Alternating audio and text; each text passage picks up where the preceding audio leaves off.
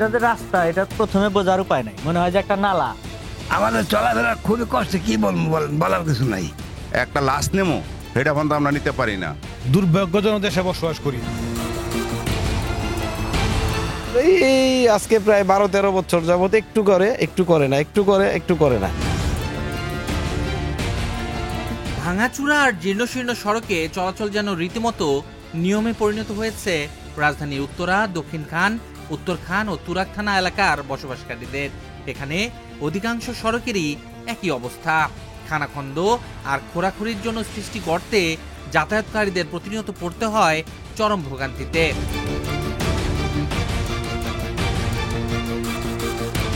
ডিএনসিসির নবগঠিত ওয়ার্ডগুলোর মধ্যে সবচেয়ে বেশি অবহেলিত 48, 49 ও 53 নং ওয়ার্ড। এই ওয়ার্ডগুলোর স্থানীয় বাসিন্দারা বলছেন, কিছু জায়গায় সড়কের কাজ চলছে, তবে তার ধীর গতিতে, যার ফলে কোনোভাবেই যাতায়াতে স্বস্তি মিলছে না। আসলে যে হারে কাজ হওয়ার কথা ওইভাবে হয় না, খুব স্লো গতিতে হয়। কারণ এখানে তো আমাদের 3 সেফটি কাজ করা উচিত। কারণ কাজ যে করে এরা, কাজের কোনো গতি নেই তাদের। আজকে একটু করে কাজ বন্ধ করে চলে যায়, আবার কাজ করে আবার বন্ধ করে চলে যায়, এরকম করে আজকে এরকম কাজ করতেছে। এখন এই ধুলাবালির কারণে মানুষ চলাচল করতে পারে না, বাসা বাড়িতে মানে কিছু রাখার মতো অবস্থা নাই। 12 বছর ধরে আমরা এই ভোগান্তিতে আছি। ধরনের রাস্তাটা এইভাবে অনেকদিন হইতে আছে, কিন্তু কমপ্লিট কাজ হইতেছে না। আমার মতে একদিক থেকে কাটার সাথে সাথে রাস্তাটা করার প্রয়োজন ছিল। মানে এটা এত একটা গুরুত্বপূর্ণ রাস্তা যে বড়ুয়া থেকে আসার আর কোনো রাস্তা নাই। দুর্ভাগ্যজনক দেশে বসবাস করি। কোনো স্যাটেল এরিয়াতে কাজ করলে সেটা দ্রুত গতিতে হয়, কারণ এখানে নিত্য নতুন মানুষ আসা যাওয়া করে, মানুষ চলাফেরা করে। দেখা গেছে এখানে কোনো প্রেগনেন্ট মহিলা নেওয়া সম্ভব না, অসুস্থ কোনো মানুষকে নেওয়া সম্ভব হয় না। এগুলো এই কর্তৃপক্ষের কোনো নজরে আসে না, আমাদের কাছে জবাবদিহিতা নাই। এদিকে তুরাগের চন্ডালভোগ, নয়নগর, রানাভোলা, ফুলবাড়ি এলাকার তো বেহাল দশা।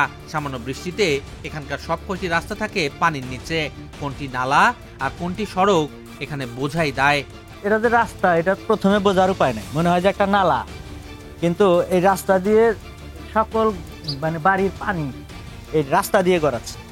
এখানে যদি যারা এই বাড়ির পানি অন্তত ফেলছে, এরা যদি কোনো নালার মতো ব্যবস্থা করে বা পাইপ দিয়ে হলেও যদি বের করে দিত পানিগুলো, অন্তত রাস্তার কাজ কিছুটা মানে থাকতো, চলাফেরা করা যেত। রাস্তা তো অনেকদিন ধরে ময়লা টলা এইভাবে যাইতেছে, পানি টানির অবস্থায় যে ময়লা পানি গুলো এইভাবে যাইতেছে, রাস্তা তো মানুষ চলাফেরা করতে পারে না, অসুবিধে। আমরা ঘরেতে বাড়িলে ময়লা পানি। আমি ছোটবেলা থেকে রাস্তার এই অবস্থায় দেখতেছি। বিগত সরকার থাকতেও এই রাস্তার দিকে কেউ চোখ দেয় নেই। যাতায়াতের অবস্থা, এই দিক দিয়ে কোনো রিক্সা আসে না, কোনো মানে কোনো গাড়ি, নিজেদের গাড়ি আরেক জায়গায় রাখতে হয়। এটা আপনার এই যাওয়াত না, আপনার 6 মাস ধরে এবার বর্ষা আইলে পরে আপনার এই রাস্তাটা যাওয়াই জানা। বৃষ্টির ভিতরে আমরা খুব মানে ভয়ঙ্কর অবস্থা, একবার মানে আমরা পড়ে গেছি অনেকবার আমরা।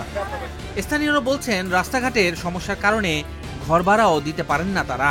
তারা বলছেন, ভারী কোনো যানবাহন না চলার কারণে পণ্য পরিবহনেও দুর্ভোগের শিকার হচ্ছেন ব্যবসায়ীরা। ফলে ব্যবসা প্রতিষ্ঠানেও আসে না কোনো ক্রেতা। বেশ কিছুদিন দিয়ে আমাদের রাস্তাটা কাইটা মনে করেন জনদুর্ভোগের মধ্যে ফালায় রাখছে আমাদের।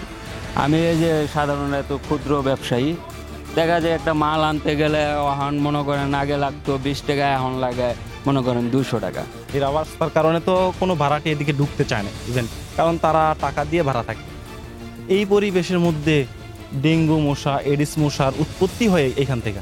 তো একটা ফ্যামিলি আসবে, তার ফ্যামিলির কোনো নিরাপত্তা নাই, স্বাস্থ্যের নিরাপত্তা নাই, সুরক্ষার নিরাপত্তা নাই। এই পরিবেশের মধ্যে কে আসবে টাকা দিয়ে ভাড়া থাকতে? এদিকে রাজধানীর দক্ষিণখানে দীর্ঘদিন পানিবদ্ধতার কারণে জনভোগান্তি এখন চরমে। বেশিরভাগ সড়কে এখনো রয়েছে হাঁটু পানি। অবস্থা এতটাই খারাপ যে সড়কের দুই পাশে শত শত বালির বস্তা ফেলেও হাঁটা যাচ্ছে না। 5-7 বছর ধরে এরকমই ভাঙ্গাচুরা ময়লা পানি আসে, বা রাস্তা ঠিক করে না, নোংরা পানি ওঠে। ভালোভাবে গাড়ি ড্রাইভ করতে পারি না, তারপরে দুর্ঘটনা যে কোনো সময় ঘটে, রিক্সা উল্টে যায়। খানাখন্দে পড়ে রয়েছে, এখানে অটোতে উঠলে বাচ্চা নিয়ে মনে করেন যে কোনো মুহূর্তে পড়ে যেতে হয়। চলাফেরা, এমনকি এখান থেকে একটা রোগী নিয়ে যাওয়া, মুসল্লিদের যাওয়া আসা খুবই অসুবিধা হচ্ছে। একটা রোগী হলে তাড়াতাড়ি জরুরিভাবে হাসপাতালে নিতে পারি না, চিকিৎসার জন্য এমন আছে অনেক রোগী মারা যাইতেছে। একদম রোগী যে কোনো সময় যাওয়া আসা, হাসপাতাল নেওয়ার আগে মারা যাওয়ার সম্ভাবনা। এখন কিভাবে চলবো, চলাফেরার কোনো ভবিষ্যৎ অবস্থা খুব খারাপ। আমাদের জন্য অনেক কষ্ট হয়, স্কুলে যেতে পারি না, কলেজে যেতে পারি না, মাদ্রাসায় যাওয়ার সম্ভাবনা সময় মতো বসতে পারি না আর কি। স্থানীয়রা বলছেন দুর্ভোগ এই এলাকাগুলোতে যেন নিত্যসঙ্গী, তাই অসন্তোষ নিয়ে চলাচল করলেও কিছুই যেন করার নেই, কারণ কে শোনে কার কথা। আমরা শেষ পর্যন্ত এখানে লোকজন না কোনো লোক এই যে রাস্তাটা এখান থেকে ঠিক করে দিয়েছে লোক ঢোকার জন্যে, আমাদের চলাফেরা খুবই কষ্ট, কি বলবো বলেন, বলার কিছু নাই। একটা মানুষ মারা গেলে যান একটা লাশ নেমো সেটা পর্যন্ত আমরা নিতে পারি না। মানুষের ইয়া করে আমরা এই গাড়ি দিয়া বেরিবাদ দিয়ে দিয়া বুঝছেন আমরা লাশ নিতে হয়। ট্যাক্স ধরছে আমাদের 2017 সাল হইতে এখন পর্যন্ত, কিন্তু আমরা কিন্তু কোনো কিছু ভোগ করি না, কিন্তু আমাদের আদায় দিতে হয়। খোদে কাজ হইব কিন্তু কাজ হয় না। ওই যে দেন সামনে দা মানুষ আসা যাওয়ার মতন কোনো জোগাড় নেই এই রাস্তায়। কিছুদিন পরে পরে কাজ ধরে, কাজ হবে আবার বন্ধ। আমি প্রতিদিন এই রাস্তা দিয়ে হেঁটে যাই, তো রাস্তার অবস্থা খারাপ, অনেকই খারাপ। অটো এত বেশি চলে না, ধুলাবালি অনেক। কিন্তু এই সাধারণ লোক মানে এত কষ্ট অনুভব করে, মানে হেরাই বুঝে আর আমরা বুঝি, ঠিক আছে, কিন্তু ভালো লোক তো বুঝে না। হেরা ভালো গাড়ি দিয়ে যায়, ভালো গাড়ি দিয়ে চলাচল করে, হেরাই কি বুঝবো কেমনে? ধুলাবালি আসলে অনেক উঠতেছে রাখছে তো, বাতাসে বৃষ্টি বাদল নাই অনেক দিন ধরে। শীতের সিজনে সাধারণত বৃষ্টি বাদল থাকে না, এই ধুলাটা আমাদের সবচেয়ে বড় সমস্যা।